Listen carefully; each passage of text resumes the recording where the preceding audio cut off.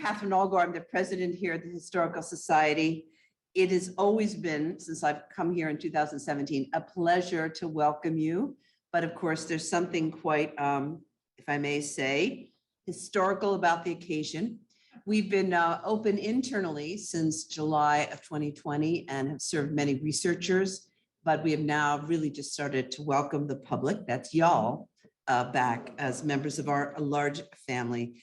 And I really want to thank in advance our speaker, Neal Thompson, for traveling here to discuss his book that was released only 6 days ago. So when you say hot off the press, woo, yes. I'm thrilled to invite you, have you all here present, but I'm also have to welcome the hundreds of you that are joining us virtually as well. This exciting event has been brought to you for free as a winter celebration for the world starting to come back together. As we grow to bring you more of the fascinating content and conversations that you've come to enjoy, all future programs will continue to be free for MHS members. So if you'd like to be a member of the MHS and get all this for free, plus other good stuff, please make your donation in the lobby after the event. You can also donate online using the link provided in the chat window. So thank you so much again for attending, and let's get to the good stuff. This evening, we are joined by author and journalist Neal Thompson. Mr. Thompson has written for the New York Times, Washington Post, Esquire, Vanity Fair, Men's Health, Sports Illustrated, Seattle Met, and the Wall Street Journal. He has published 6 books on everything from the space program to the birth of NASCAR. His most recent book, The First Kennedy, explores the story of the humble roots of the Irish immigrant couple who left their native land and created a life together in a city hostile to immigrants and Catholics, and of course, launched the Kennedy Dynasty in America. So the first time in the new world. Neal, welcome. Thank you so much. Thank you so much, Catherine. That was great. I'm so happy to be here. Look at all you people out in public and everything. Thank you for coming out, especially on I guess for Boston, this isn't too bad, the weather out there. You had a week for the snow to melt a little bit. In Seattle, where I'm from, this is still stay-at-home weather and read a book. So thank you all for coming out. Thank you to those who are tuning in by Zoom. It's just a thrill to be here. As Catherine mentioned, the book just came out last week. I did one event back in my hometown of Seattle to start talking about it, but this is really kind of, especially to be in Boston where a lot of the action of the book takes place, it's just a thrill to be here, talk to you about the book, talk to you about the characters in the book. So thank you. And thank you to the Historical Society for hosting me and being just such great and gracious hosts. Thank you. So for starters, I wanted to call out the cover of the book up on the screen here. You guys are Bostonian, so you probably know Joe on the left. And that is PJ Kennedy on the right, and in between them is Joe's eldest son, Joe Jr. I'm calling it out because I have to sort of confess a little bit of Catholic guilt. The book isn't really about Joe. It's not really about what you're seeing on the screen up there. The book, by design, goes back 2 generations before Joe Kennedy, and it's my attempt to tell the story of what came first. How did this family become this beloved and influential and important and iconic family in our country's history? So I go back 2 generations before Joe, featuring primarily, at least in the first half of the book, Bridget Murphy Kennedy, who I describe as kind of the overlooked matriarch of this family. We don't have any pictures of Bridget, so we ended up with Joe on the cover. But I just had to share sort of that little bit of angst about the fact that we don't have Bridget on the cover, but she really is one of the stars of this story. I'm going to talk a little bit about the book. I'm going to read just a couple little snippets. I really want to get to your questions as quickly as possible. To do that, I'm going to cheat a little bit. I'm a journalist. I'm a researcher. I'm not an academic, so I'm not a speaker. So I'm used to having conversations with people instead of giving presentations and talks. So I'm going to interview myself, ask myself a few questions until we get to your questions, if that's okay. So this first one, I think, is a very good question. I've asked myself. How did I come to write this book? Sort of what's the backstory? And really, it goes back many years to 1999 when JFK Jr. died. Many of us know the story. I, at the time, was working for the Baltimore Sun newspaper, and they sent me to Hyannisport to cover the story. I remember vividly being part of the masses of reporters who were there, staked out outside the Kennedy compound, roaming through town, trying to get quotes from anybody and everybody. I remember going to mass and hearing the priest at the Kennedy's local church talk about why are there calamities in life, and talking about the Kennedy legacy of, you know, tragedy and triumph. After that, covering that story, you know, JFK is dead. It seems like the end of the dynasty. I left Cape Cod and started driving south, and heading back to Baltimore, where I lived, and heading back to my family. And so I'm driving through New Jersey, which is where I was born and raised, my home state. And I realized at some point as I'm driving that I was within 2 miles of the cemetery where my grandparents, 2 Irish immigrants who came here in the 1920s, were buried. And something in there, covering JFK, thinking about my grandparents, something got tripped or triggered. It kind of awakened something in me. I was talking to some folks earlier, and I'll introduce them in a little bit, some Notre Dame grads. My dad went to Notre Dame. I grew up in a very Irish, very Catholic community. I went to 16 years of Catholic school. So I was kind of immersed in Irishness and Catholicism, but didn't really necessarily identify with the Irish side of my past until really JFK Jr.'s death. And afterwards, something started to percolate. Maybe it was just maturity or thinking about where the Kennedys came from and where I came from. And so I started to dig little by little into Irish history and Kennedy history. I started to read a little bit more about that part of my past and the Kennedys' past. I became a naturalized Irish citizen. I traveled to Ireland a couple of times and visited, and little by little, I started to stake out what I thought would become this story. But this is 1999 here, and here we are in 2022. So clearly there were some detours along the way. And a lot of that had to do with the fact that I couldn't quite figure out what is the story that I'm trying to tell. What's important, what's left to say about the Kennedys? It felt like there was just everything had been written already. And it really wasn't until somewhere along the way that I learned about Bridget Kennedy, and I learned more about the 19th century Kennedys and their story. And that's what I became intrigued by initially, and then over time, more and more obsessed with. Again, everything's been written about the 20th century Kennedys. Joe Kennedy, the patriarch, you know, his sons and their rise to power. But I really wanted to know, where did this begin and how and why? Other books got in the way. I couldn't really find my groove in figuring out what the story was or should be until 2016. And we had a new president come into office. And around that time, I started to be reminded that we kind of think of ourselves as a nation of immigrants, as JFK put it. But are we? And what does that mean now? And what did it mean then? So this idea of exploring the Irish immigrant perspective started to pull me deeper into the story. And that's what I wanted to really know. At the time, when I first started on the book in earnest, I knew nothing about Bridget Murphy Kennedy, JFK's great-grandmother. There's just not a lot out there. The JFK library down the street didn't have much. They were as cooperative as they could be, but there's just not much there.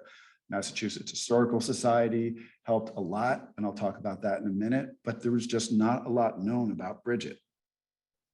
I felt I had to get to know her. I had to find a way to bring her and the other 19th century Kennedys to life, and ideally tell a story that we aren't really as familiar with as it relates to the Kennedys. And hopefully, if I did my job right, tell us a little bit about who we are now as well, because some of the themes and some of the conversations about immigration that I came across back in the 1800s, the same ones we're having today.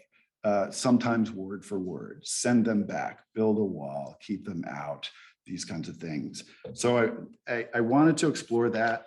And I wanted also to, at the same time, dig into my own heritage. Up on the screen is, on the right, my grandmother, Bridget, and my grandfather, Patrick. They came over in the 1920s. She, like Bridget Murphy Kennedy, worked as a maid. She, like Bridget Murphy Kennedy, lost her husband, Patrick, in his 30s. And so as I was researching and writing this story, what really motivated me was this idea that this is where I came from too. This Irish past, this past that included extreme hardship, extreme lows. My grandmother kind of was this, I don't know, this angel on my shoulder, sort of guiding me as I was trying to bring Bridget Murphy to life. She died in 1988, just before my journalism and writing career started. So I was never really able to share with her the encouragement that she gave me to become a writer and tell the stories of others. But she is as much a part of this book as Kennedys are, and as the researches that went into it. And so I wanted to read one little snippet from the beginning of the book that hopefully gives a little taste of not just Bridget Murphy Kennedy, but my grandmother. She, you know, I kept her in mind as I was trying to write Bridget and visualize Bridget. I was trying to visualize my own grandmother. So sip of water and then I'll read just a couple pages. So this is from the prologue of the book, Cambridge, Massachusetts, November 23, 1858. Bridget Murphy Kennedy is burying her husband today. Boston doesn't want his Irish Catholic body in its soil, so she'll need to leave the city, travel west to the Catholic cemetery in Cambridge again. He died at home yesterday, November 22nd, after a slow surrender to tuberculosis, then known as consumption, a disease that consumed the body. Patrick Kennedy was 35.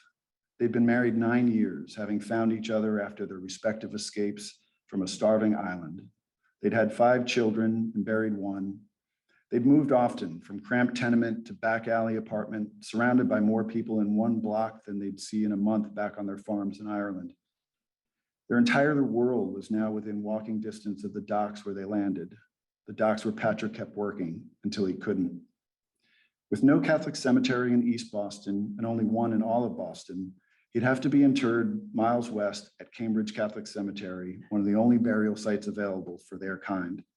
Protestant Boston had done what it could to contain the Irish, corral the spread of their evil popery. Preventing Irish funerals and burials had been a long-running goal of all old school Boston, whose Yanks didn't want the Irish walking their streets, spreading their sickness, their bad manners, and their religion. It's no easy commute to Cambridge from the island of East Boston, especially with 4 young kids in tow. The hours-long journey requires 2 water crossings. It's a journey Bridget made 3 years earlier to bury her firstborn son. John Francis Kennedy's brief life was hardly unique in its brevity. Irish immigrant kids weren't expected to live past age 5, a dismal survival rate. John had reached 20 months before an intestinal disorder known as cholera and phantom, or summer diarrhea, took him, along with scores of other poor Irish kids that summer of 1855, when 6 in 10 Boston deaths were children under the age of 5. Consumption and cholera, typhus and smallpox, the fevers and diseases of the immigrant slums stalked Boston's air and water, flaring up like hot spots in a wildfire. Her daughters have so far beaten the odds. Mary is 7, Joanna is almost 6, Margaret is 3. And in Bridget's arms, the youngest Kennedy, another son named for his father, Patrick Joseph, just 10 years old. They call him PJ. Mass was held earlier that day at East Boston's Church of the Most Holy Redeemer, a new house of worship built earlier that year. The pastor, James Fitton, offered a few kind words about Patrick, his work at the shipyards where he made barrels. The death of Patrick Kennedy earned no mention in the papers, just another dead Patty among tens of thousands who had been pouring into Boston and Philadelphia and Baltimore, New York City, and New Orleans over the past decade. It's a brittle cold Tuesday with snow in the air as they start to make their way to the graveyard. The burial is scheduled for 2 p.m. A horse-drawn hearse carries the coffin, followed by carriages with Bridget and her children, then mourners on foot, a slow procession beyond Boston's city limits, a common sight. The question has persisted for more than 20 years: where to put dead immigrants in a city that didn't want Irish or Catholics in its soil? City officials have passed laws and statutes to prevent Catholics from burying their dead in the mostly Protestant city. The city's lone Roman Catholic cemetery, St. Augustine's in South Boston, has been full for years. There's Bunker Hill Cemetery in nearby Charleston, home of the infamous convent burning, whose town leaders rejected an incoming ship full of famine Irish and generally shared the sentiments of their newspaper editor, William Wielden, who said, "Our country is literally being overrun with the miserable, wretched, vicious, and unclean paupers of the old country. They're not only introducing their wretchedness and disease among us, but if they ever recover from these plagues, they have a worse disease, which will overspread this country, their religion." So, not Charleston, Cambridge it would be. The decision had in fact been made 3 years earlier, a day after Little John's death. Patrick had found a family plot there and paid $6 for it, a grim investment, hoping he and Bridget wouldn't need it again soon. John was the first Kennedy buried in the New World, the first not to be sunk into Irish turf. As his own death neared, Patrick was perhaps comforted to know he'd be lowered into the same American ground to rest beside his son. His wife and children watch as the dirt covers his box. With Patrick underground, Bridget and the others retrace their steps back to East Boston. This is not the legacy she dreamed of on the deck of the ship that carried her here. She'll have to write to Patrick's parents and her own, still back in Ireland. Had it all been a mistake, thinking she could start a full new life in America? She had no choice now but to return to the job she took when she had arrived 10 years earlier. She'll go back to serving others, a domestic, a biddy, a maid. Her husband's death might have marked a tipping point into a tragic descent, into a lifetime as an overworked maid, watching her daughters become servants too, and her son an underpaid dock worker, all of them destined to die young and poor among the reviled hordes of refugees. Instead, in a remarkable display of drive and resilience, over the next decade, Bridget will march from strength to strength. She'll become a proper wage earner, an entrepreneur, even a landlord, at a time when most women needed a husband's permission and a special license to open a business. She'll learn to sell things. She'll provide other immigrants with supplies they need: flour, tea, milk, and liquor. She'll develop skills to pass on to her son. She'll loan him money to launch his career, which in time will make him one of the wealthiest and most influential men on the island of East Boston. And by the end of her life, she'll be recognized as a woman of many noble and charitable traits.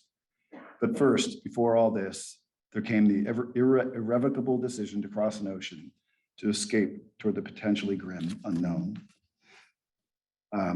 So that's a taste of Bridget and how her life started in America, which wasn't very promising. And what I love about her story, and hopefully did it justice in this book, was to show that the Kennedy family could so easily have not survived, right? She kept the family together. She worked her way up little by little, from maid to hairdresser to a grocery store owner to an actual business owner, which I find remarkable. So this tenacity of Bridget, I feel, has been kind of overlooked in the history of the Kennedys, and hopefully bringing her back to life will correct that imbalance. Again, sort of a shout out to my grandmother for sort of hovering and inspiring some of this story, because she, as I mentioned earlier, also lost her husband, Patrick, and was left to raise her 3 kids alone in a tenement in New Jersey That's my mother in the middle there, whose name was Pat. Another one of my excellent questions to myself.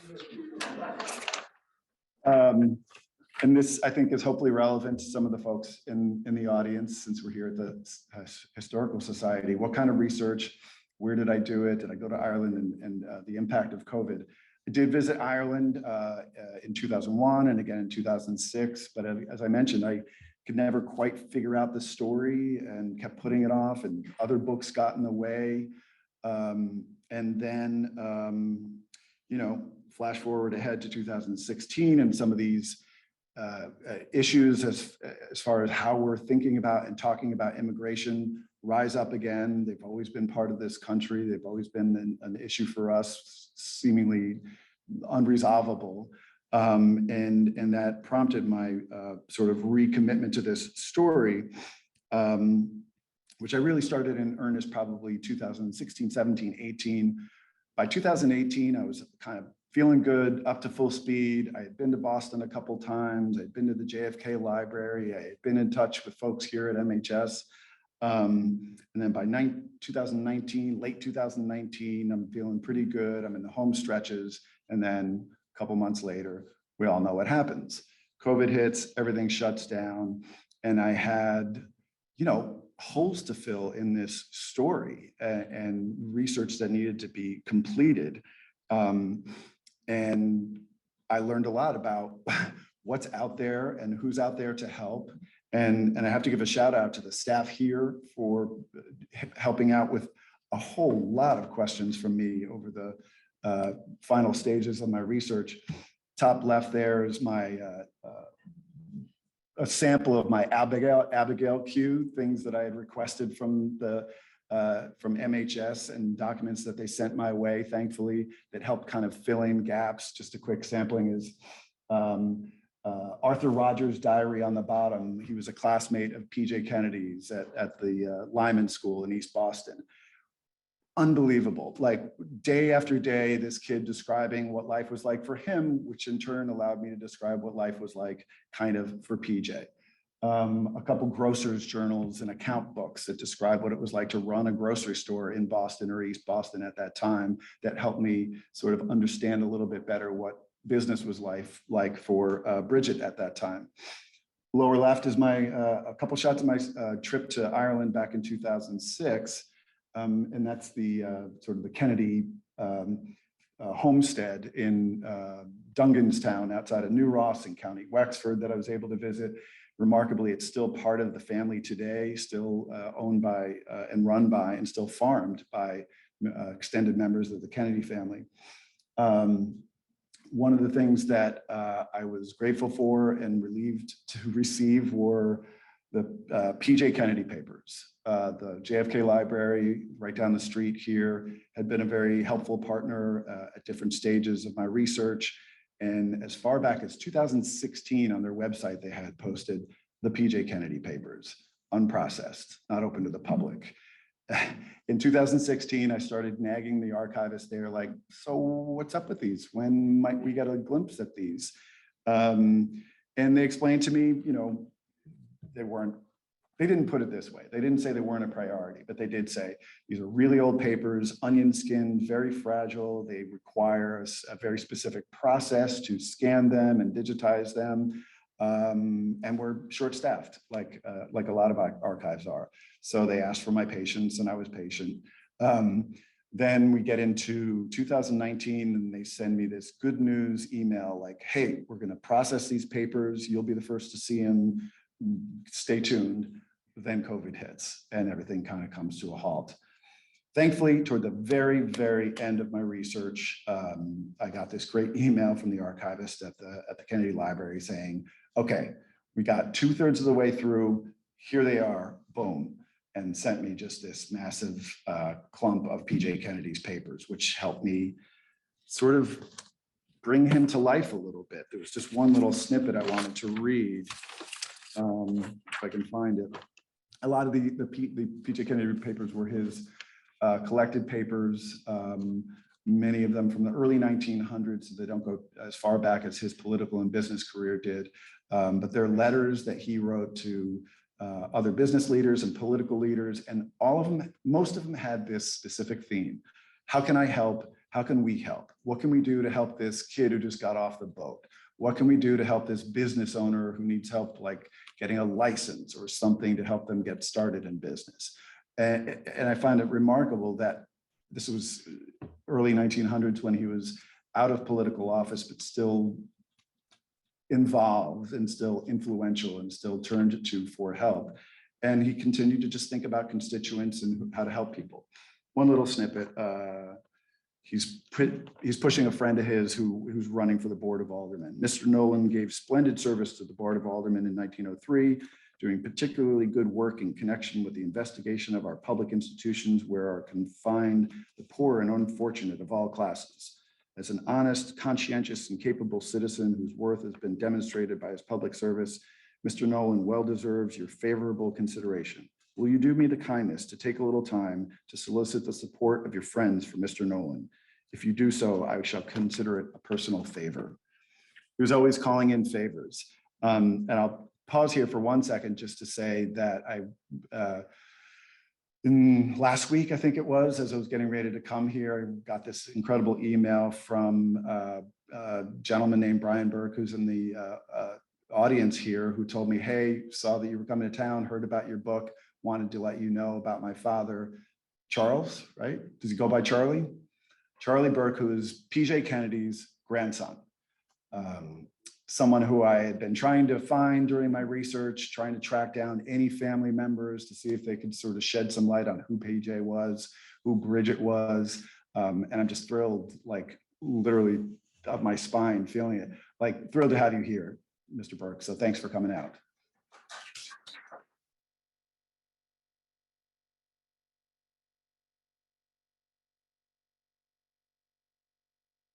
That's awesome.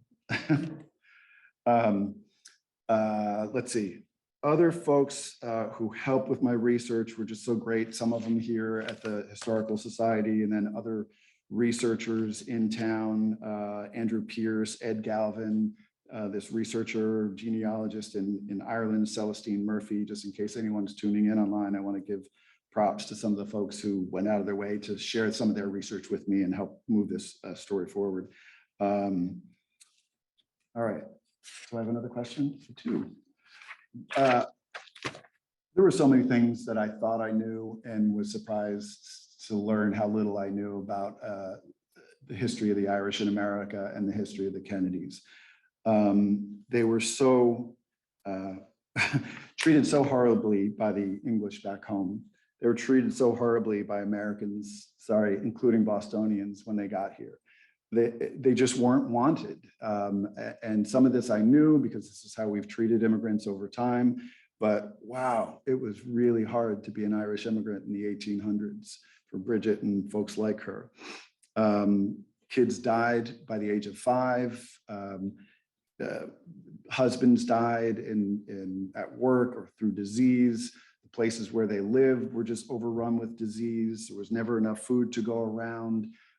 Bridget lost, I forget the number of, well, PJ had, 3 sisters, and of his nieces and nephews, out of 22 nieces and nephews, only, I think it's 10 lived past age 6. Or I might have that reversed. 12 lived past age 6, but still, like, it's just a horrible survival rate for many of these Irish immigrant kids and first generation Irish. So some of that was pretty shocking to me. Also shocking was the learning more about the nativists and the know-nothings who were in power in the mid-1800s and kept popping up from time to time, pushing legislation designed to keep immigrants out of office, to control what they learned in school, trying to prevent them from becoming citizens, trying to limit their ability to vote, all these things that you see over time and in particular recently. So it was pretty shocking to learn just how intensely the Irish immigrants like Bridget were despised and feared about these efforts to really keep them down and out of power or out of agency or prevent them from succeeding in any way in America, which makes it all the more remarkable that Bridget did succeed and that her son did succeed. And now we've got not only the Kennedy legacy, but Charlie Burke here to be with us. So I hope you'll enjoy the story. I think it's remarkable that Bridget, was able to do what she did with that family, and hopefully this gives her some credit after kind of just being lost in the saga of this Shakespearean tragic epic story of the Kennedys over time. I wanted to read another section. Oh, so in addition to some of those discoveries, I was astounded to learn more about PJ Kennedy, who started out, poor fatherless kid living in the slums of East Boston when he was a child. He ended up spending a little bit of time on Deer Island for getting in trouble, probably for truancy. It's a little unclear why he was there. He's another example of someone who could have ended up becoming nothing. But because of the influence of his mother and whatever was going on genetically with that family, he little by little kind of worked his way up from what he was otherwise destined to be. He became a longshoreman on the docks of East Boston. A little bit later, he becomes a saloon owner, opened his own saloon in the late 1870s, just a few blocks from here, South Boston. Later opens another saloon in East Boston, just down the street from the Democratic headquarters of East Boston. The shot in the middle there, Cotter and Kennedy, is near the former Haymarket Square area, just north and east of here.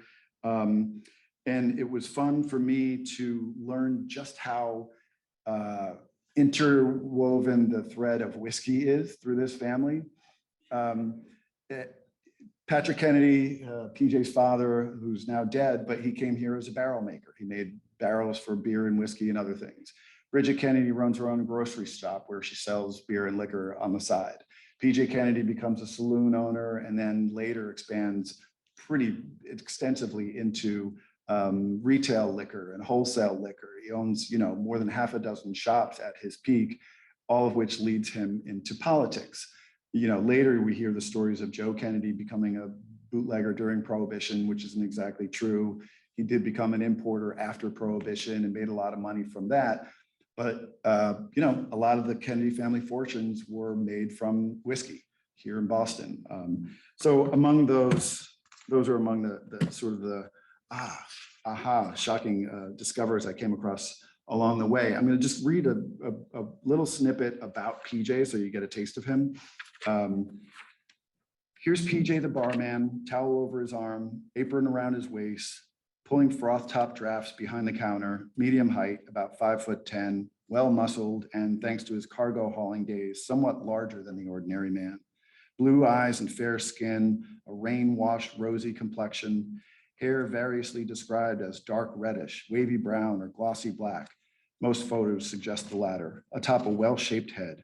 His most distinctive feature, adopted around this time and sported the rest of his days, was a dark handlebar mustache, which grew thicker as he aged. It nearly exploded beneath his nose and curled up at both ends, adding to his air of composure and dignity. During lulls, PJ would don wire-framed glasses and bury his nose in a book, often something historical, perhaps his way of improving upon his limited formal education. He also devoured newspapers. He had a soothing voice, but he was more listener than talker. Rejecting stereotype, he was the rare Irish teetotaler, at least a modest drinker, rarely seen lifting a glass containing anything stronger than lemonade, one family historian would claim. Another suggested that PJ had, as a longshoreman, seen the dangers of drink and only on the most festive of occasions would allow himself a single glass of beer. Just as his mother attracted glowing compliments from patrons, PJ the bartender was universally and well-liked and trusted. Foibles, if he had any, went undocumented, leading one chronicler to marvel that a liquor man involved in urban politics could be so straight. By all accounts, he was a natural behind the bar, listening to stories and telling a few of his own, remembering names and asking about family members, soaking up and protecting neighborhood secrets.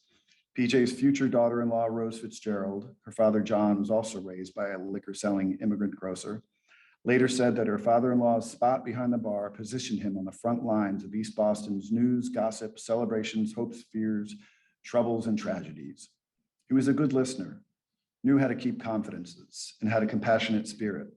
He helped people with loans, gifts, and advice. Often he passed word on to somebody that so-and-so needed this and that, and he would appreciate it, asking nothing in return but goodwill. Everyone knew that he was an honorable man, and everyone respected him.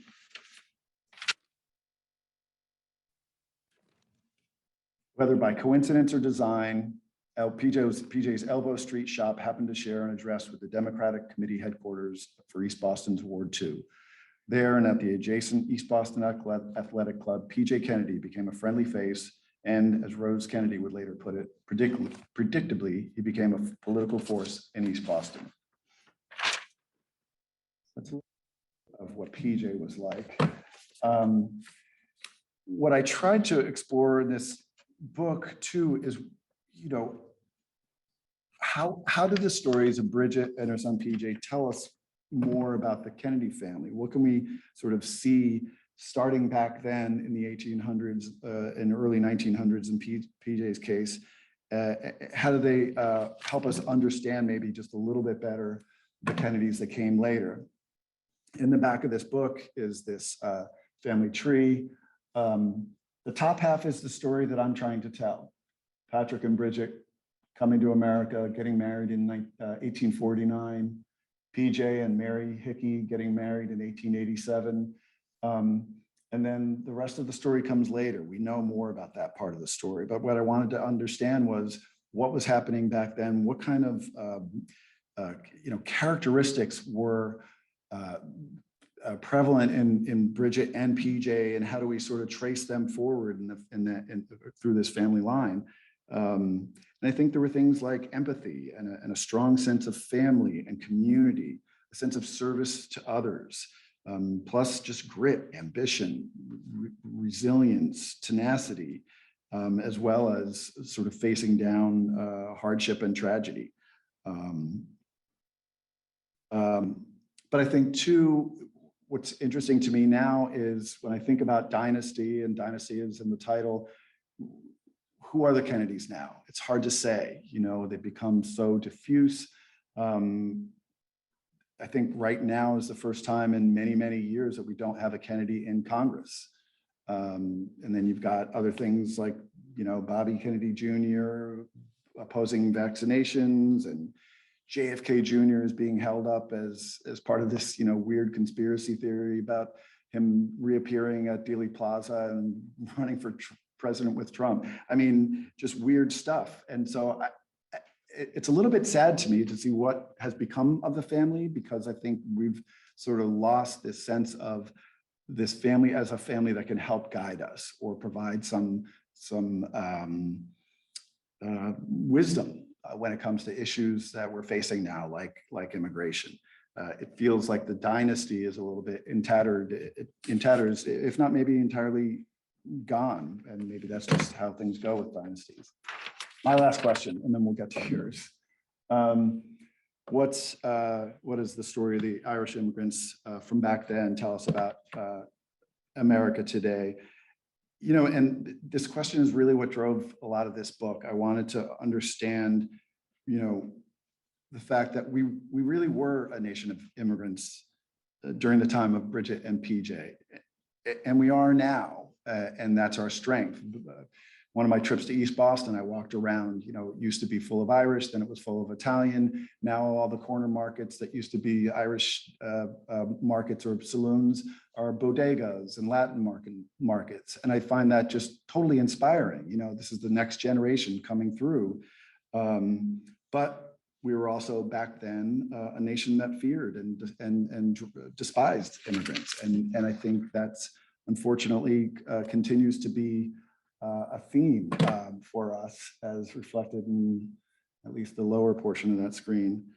I had a couple more things I wanted to read, but really, you know what? I want to get to your questions. And if I need to read more at the end, I will. So I'm going to pause there and say that I hope you'll read the book, and I hope it'll make sense to you to sort of track backwards, not just the legacy of this family, but also this city. I mean, Boston is such an important historical place. And I've never lived here. I'm from New Jersey. I live in Seattle now, and it was kind of a thrill to learn how much of our nation's history happened here. And I tried to bring some of that to life too. And I hope you'll appreciate the story of Bridget as the overlooked matriarch of the Kennedy family. And I welcome your questions now, if you've got any. First one's always.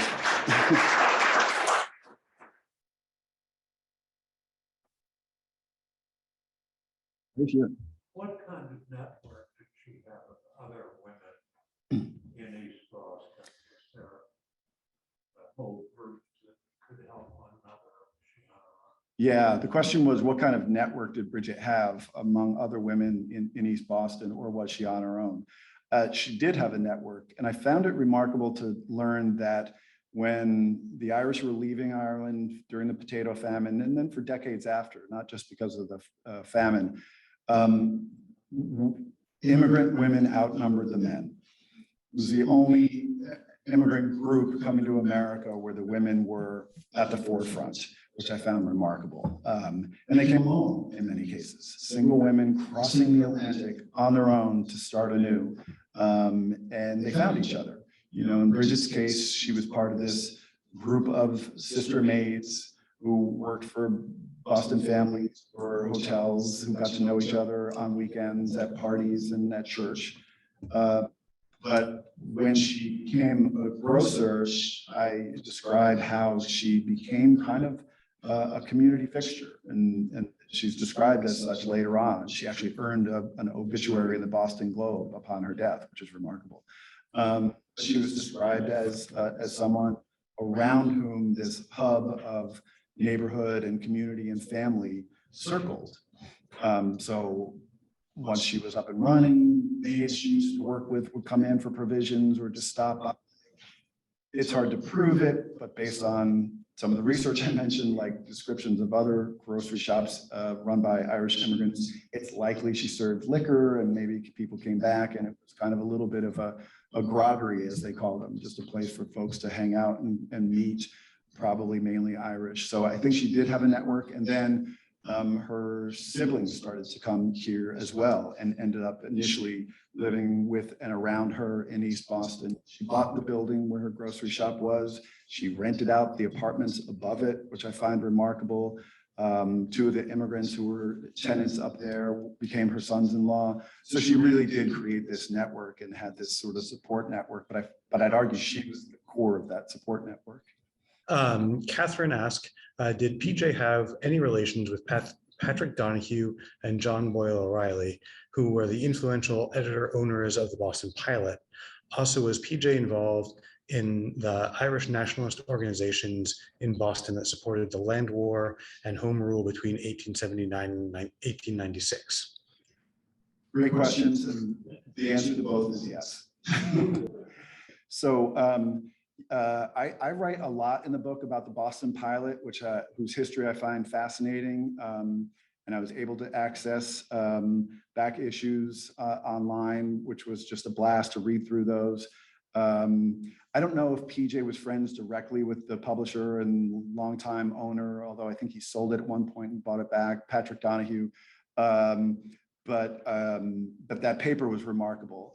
And I describe in the beginning of the book, the searching for missing friends, advertisements that appeared in that newspaper as immigrants are coming over. It was like the want ads. Hey, I just got to America. I can't find my cousin Benny. You know, has anyone seen him? Please write to me at such and such in Concord, New Hampshire. So that paper was a Catholic paper and very much supportive of the Irish and the immigrants and what they were going through sort of day in and day out. And then the other question was about the Irish land wars, and was PJ involved in that? He was. He sent money back to Ireland. He and Bridget, they were able to send money to PJ's father's family to allow them to pay back rent, which allowed them to move back onto the farm that the family holds to this day. We saw that picture earlier. And PJ would give talks at fundraisers for Boston-based Irish Land League organizations. So he was deeply involved in sort of movements back in Ireland and supportive of those causes. Good question. Anyone else? I'll start calling on people. Hi. I don't know if you could answer this, but were the other cities, like especially Philadelphia and New York, as hostile to the Irish as Boston? And if they were not, why did the Irish come to Boston instead of choosing those other cities? Yeah, that's a good one. So the question was, were other cities as hostile to the Irish as Boston, places like Philadelphia? And if they weren't, why didn't the Irish go there instead of coming here? Many other cities were. Philadelphia had its Bible wars, I think, in the 1840s. I might be garbling this a little bit, but similar to some of the riots that happened in and around Boston, there were riots elsewhere. Sometimes it was on election day where, a gang of thugs would show up looking for Irish who were trying to vote and would beat them up or try and keep them away from the polls. Or there were battles over which Bible was used to teach, teach in the public schools, either the King James or the Irish preferred version of the Bible. So there were battles like that elsewhere. I focus obviously mainly on Boston, but I do think your second question about why did they come here is an interesting one, because back to the Boston pilot, there were many articles for years by the editors of the Boston Pilot saying, move west, don't hang out in Boston. It's dangerous here. There's diseases, there aren't enough jobs. Get on a train and go west. Green pastures, plenty of opportunities out west. And on paper it makes sense because the Irish were rural farmers for the most part. You would think that they would want to move and find land for themselves, and they didn't. They hung out in Boston and kind of clustered around each other. To the question about the women helping each other, I think they wanted to stay close. I don't think they needed to go back to farm life. They kind of embraced city life, enterprises like small businesses like Bridget's, and then the politics that we know of as sort of being a sort of a hallmark of Boston. That's what drove PJ and his contemporaries once they got to a certain position of having some level of influence on not only their lives, but the lives of people around them. Hope that answers that question. I could go on and on about that one. So another question from did I unmute myself? I did. Great. Another question from online is Randall asks, how much do you know about Bridget's parents and how far back in the family tree could you find information? Also, how far back in the Kennedy family tree history were you able to go? There seems to be very scattered and debated historical records. Yeah, it's a question. I don't have to repeat that. I guess everybody heard that about how far back. It was difficult. And I kind of come clean in the book, not just about Bridget's parents and Patrick Kennedy's parents, although I know a little bit about each side. I could never say with 100% certainty that she had this many siblings or Patrick Kennedy had this many siblings. I think I came close. We don't have in the book, there's a family tree that has some of that, but I describe in the book that Patrick was the most common name in Ireland and Bridget was the most common name in Ireland. So for a researcher and historian trying to figure out this Patrick Kennedy versus that Patrick Kennedy, this Bridget Murphy versus that Bridget Murphy, it was tough. I sweat a lot over that stuff. And one example is not just the family tree that I tried to go backwards toward, but in describing how specifically Bridget and Patrick came to America. Over the years, there have been different accounts in other histories and Kennedy books about which boats they were on. And I couldn't come down with 100% certainty on that either. The one that Patrick Kennedy has been assigned is the Washington Irving, and I just don't buy it. I don't think that was definitively his boat. And with Bridget, I describe a couple of boats that could have been hers. The themes are all the same. They were dangerous, they were deadly, they were full of disease, they could have sunk, they could have died, they were throwing bodies overboard, before they left, Ireland practically. So I tried to bring that to life because I couldn't get to 100% specificity in some of those areas when it comes to family and family tree. Anyone else? Yeah, hi. Yeah, this question was about reaching out to current family members to see if there's any family lore out there. I wish, and it was really interesting. There was one, I wish I had met Mr. Burke back here sooner and asked him some questions before I had lost my chance. I reached out to everyone I could. Some of the family members, who were better known. Caroline didn't respond. Maria Shriver responded, but said, I don't know. Like, I just don't know my family history. Tell me more when you get when the book comes out. That was the attitude of some of the family members. Like, I don't know. Nobody told us, so we don't really know. There was one family member, her name's Carrie McCarthy. She lives in Florida. She was, I don't know, probably a distant cousin of Mr. Burke back here. Her mother took notes and wrote a lot about PJ. I think it was this would be PJ's great granddaughter, who wrote a dissertation about PJ's life from back in the day. So she was very helpful and shared with me this 20-year-old dissertation she wrote about PJ, the senator. But a lot of the better known Kennedys, Rory Kennedy was very helpful speaking with me, but wasn't able to shed any light on the family history, I think. And it says a lot about what I was describing earlier on. The mythology around the Kennedys is so focused on the men, for one, and on Joe in particular as being the start of it, as if he just figured it out and made a lot of money and the family was up and running from that point forward. I mean, he's an important and impressive historical figure for sure. I think he was a bit of an asshole. But that's just me. And that's among the reasons I wanted to go back further and really dig up who came first, who came earlier, and really bring Bridget to life. Over here, yeah. Yeah, I mean, I describe her in general terms just because I don't have her collected papers, to really bring her to full life. But I think, some of the things that you see in how she lived her life, not giving her kids away to an orphanage, which a lot of parents did, especially widows, right? Poor widows. I got 4 kids. What am I going to do? Here, you take one. She kept all her kids. She brought more family members over from Ireland and had them live with or near her. They helped out with the kids. She really sort of created this environment of family and support, as well as support for the community around them. So I think that sensibility from Bridget had an impact on her kids, and you see it with PJ getting involved in politics and getting involved in saloons. I mean, they were back then, they went hand in hand. You ran a saloon, then you ran for office. It's just how things went.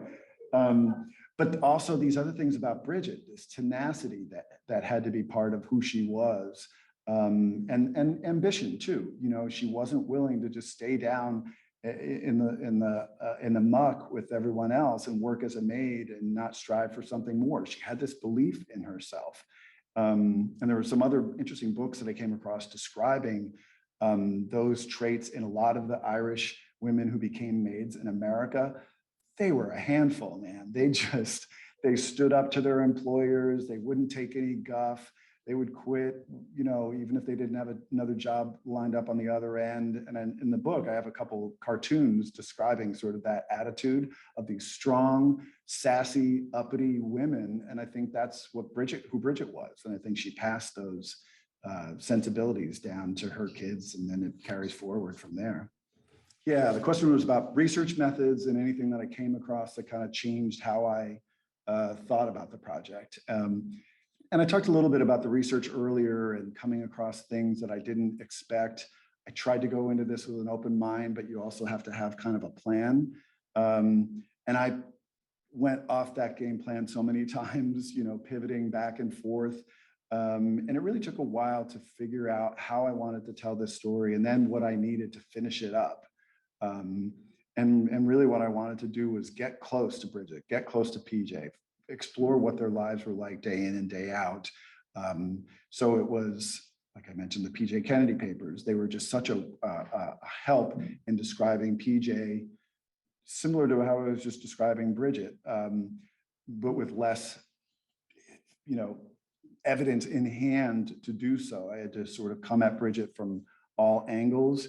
PJ, I could come at him a little bit more directly, in part thanks to those papers, and show what he was saying on paper to other people, how he was talking about community and helping others and giving kids coming from Ireland a break and sort of supporting our kind, as he would as he would describe it. So yeah, a lot of dead ends and pivots along the way, but the research kind of helped drive it in this direction toward Bridget and PJ. Gavin, did you have another one for? I think we have time for one last question, and it's a very fitting last question. Linda asked, how and when did Bridget pass away, and at what age? How and when did Bridget pass, and at what age? Bridget died in 1888. It's not 100% clear what she died of. She was at the time near the end of her life. Shortness of breath, having a hard time walking. There might have been a heart issue there. And then at some point, I think it was December 18th of 1888, she had a stroke and ended up dying in the apartment right above her grocery store on Border Street up there in East Boston. I mentioned earlier that she earned an obituary in the Boston Globe and one of the papers up in East Boston. I had a snippet from that too that I was going to read at some point because I find it amazing that this woman who started with nothing earns this glowing obituary at the end of her life. Her final days coincided with Joe Kennedy's first birthday, PJ Kennedy's election to another term in office in the State House up the street here. So what I love is that she did live long enough to see the beginning of this empire and this dynasty that we're talking about. PJ at the time was referred to as the Honorable PJ Kennedy. So she was able to see the beginnings and of course could never have imagined where things would have gone from there and never have imagined that her great-grandson would be in the White House. But it's sort of gratifying to me in a strange way to think that she at least lived long enough. She was probably 67. Her date of birth is one of many open questions, but lived till 67, saw the success of her son, saw many of her grandchildren, even though she lost many others, and was praised in newsprint within days of her death. So I think she lived a hard life, but a good life. Thank you.